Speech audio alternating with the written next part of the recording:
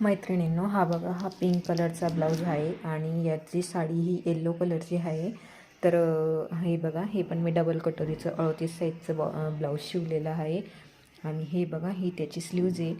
काठाला डिझाईन होती आणि स्लीव्जला पण लेस होती तिला अटॅच्या आधीपासून. आणि मी हे बघा, हे बॉल केलेले आहेत आणि बॉल हे मी एकदम छोट्या साईजचे बनवलेले आहेत, कारण की कस्टमरची डिमांड होती तशी.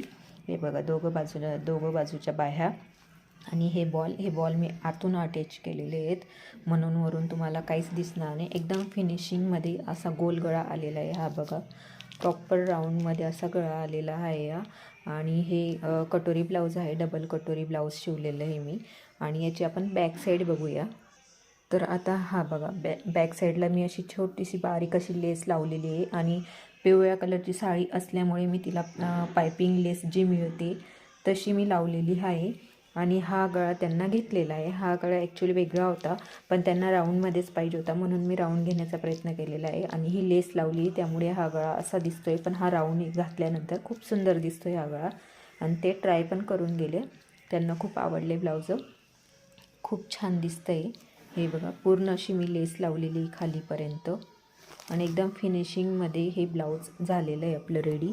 हे बघा, हे पण 38 साईजचं ब्लाऊज आहे. कमर आहे याची 33. असं एक सुंदर असा पॅटर्न हा नवीनच आहे.